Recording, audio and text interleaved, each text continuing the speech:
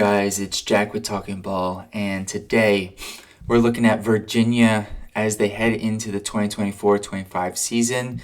And it's kind of crazy to me. It's Coach Bennett's 16th season at the program. It feels like he's been there a long time, and 16 years is a long time. So last year, 23-11, 13-7, which was third in the ACC. They went 1-1 in the ACC tournament, and then they had a really bad performance in the NCAA tournament, losing in the first game by, I believe, over 20 points. And so it's interesting because 23-11, 13-7 sounds like a good year, but if you listen to Coach Bennett and you just heard a lot of the noise around the program, this was not a good season for Virginia basketball, and they just had no offense, and their defense wasn't as good as it typically was. So it was a really bad combination for Virginia, and so they've looked to rebuild and reload for this upcoming season. And right now we're going to get into the roster, and I'm going to let you know whether I think they were able to do so by the end of this video. As we do with each one of these college basketball preview videos, I'll go through the roster, then what I think the projected lineup and rotation is going to be, followed up by the schedule, and lastly, my predictions for the regular season for Virginia. So if you've enjoyed these videos, please give me a like and subscribe to the channel for more college basketball and NBA draft content. Now, Virginia. So they have lost a few players. So who's gone, who's back, and who's new? Reese Beekman, Ryan Dunn are both gone. Ryan Dunn left early for the NBA draft. Reese Beekman was out of eligibility. Those are huge losses. Those were their two best players, arguably their two best players last year. Certainly Reese Beekman was their best player. You can make an argument with Ryan Dunn as to whether he was their second best player, but he was certainly, as far as I'm concerned, in their top three. Jacob Groves, Jordan Minor, and I believe Dante Harris is gone. It's kind of weird. He's not on the website, but I haven't seen him transfer out either, so I don't think he's there. He's not listed on the team roster. Who's back? Isaac McNeely and Blake Buchanan.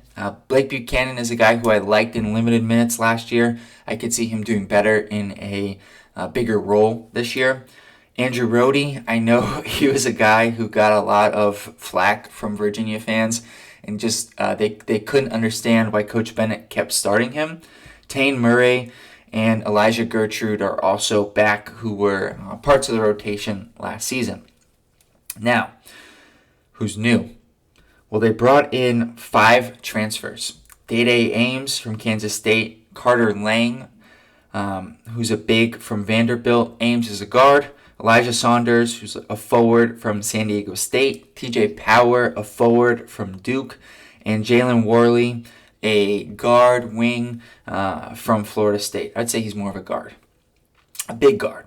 Then they have a couple of guys coming in from their recruiting class. Freshman Jacob Coffey, a 6'9 forward who's ranked just outside the top 100. And Ishan Sharma, a 6'4 combo guard who's ranked just outside the top 200. So not exactly a loaded class. And when you go through the players they brought in,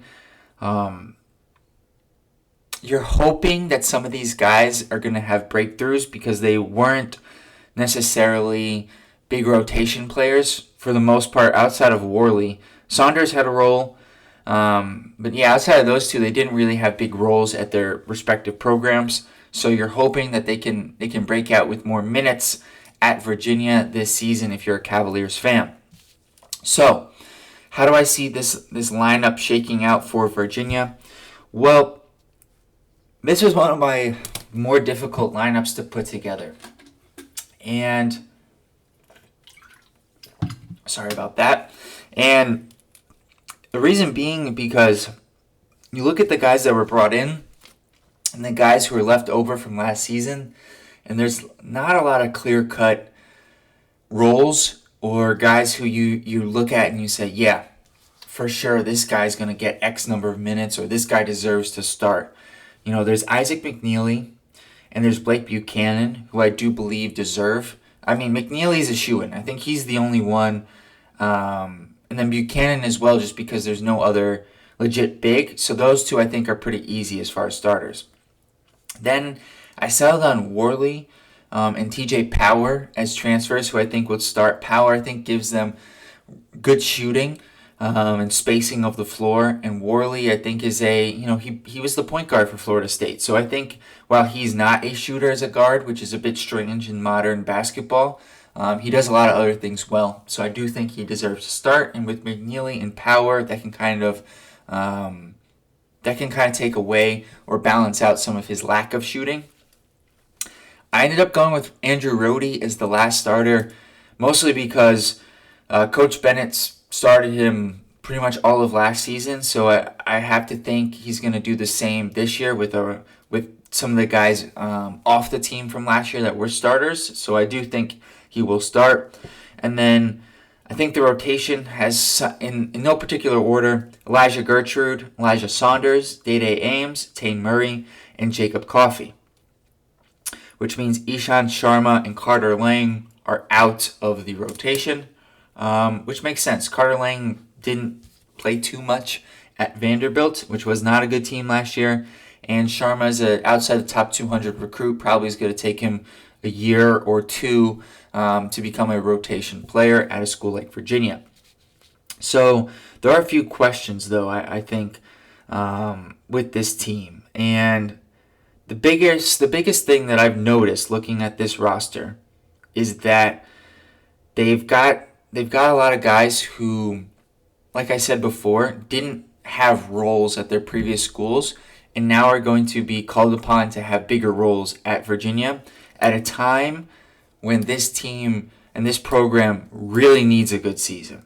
And so with that being said, when you look at the schedule for Virginia basketball, they've got some tough non-conference games where they'll take on a neutral site Villanova game, and then they'll be in the Bahamas to take on Tennessee, and then Baylor or St. John's, which those are three tough games as far as I'm concerned. And then they'll play at Florida in the SEC ACC Challenge. You got 4 tough non-conference games. And in conference play, I think they did pretty well. Home and away, they've got Louisville, Virginia Tech, and SMU. I do think Louisville is going to be much better this season. I thought that they've done a really good job bringing in a lot of transfers, so those 2 games could be tougher than it looks like on paper. But I do think Virginia Tech and SMU aren't necessarily the most difficult opponents, more so on the SMU side. But we'll see. They've certainly reloaded their roster. Their home games only: Boston College, Clemson, Duke, Florida State, Georgia Tech, NC State, and Notre Dame. And on the road, it will be Cal, Stanford, Miami, North Carolina, Pittsburgh, Syracuse, and Wake Forest. So, look, the ACC is not as strong as it has been in years past. I think that's something that a lot of people have been saying for the past couple of years, and I think that's a fair statement. I don't necessarily, there were schools that were perennial top 25 teams that just aren't anymore. And so it does mean that the conference is a little bit more winnable. With that being said, though, I've been kind of alluding to this throughout the video. When I was looking at the roster from a glance and seeing the moves that Virginia made before breaking things down for this video, I thought they made some good moves. I thought the roster had more shooting, and I thought they were better equipped to have a better season this year.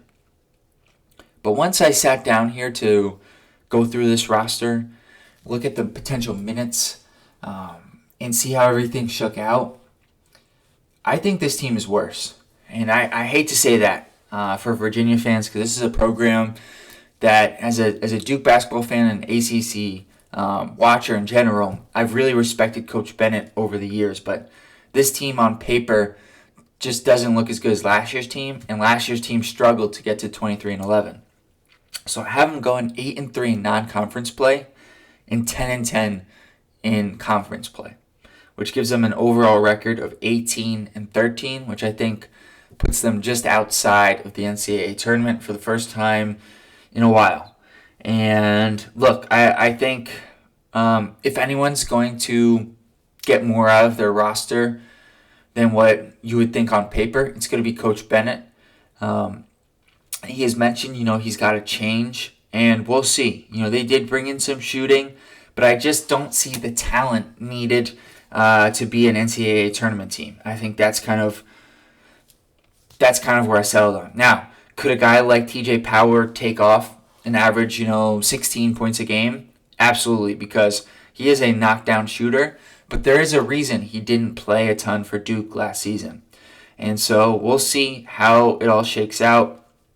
Guys like Jalen Morley, I think, is a solid player, but he has his limitations, and I think you can see a similar thing with a lot of players that were brought into this roster, and I think it puts a lot of pressure on guys like Isaac McNeely, Blake Buchanan, and even a guy like Andrew Rohde, who really struggled last year, to have a much better season this year. So, guys, let me know what you think. Virginia fans, let me know what you think. You think I'm being too harsh on this team? You think they're going to be better? Please let me know in the comments below.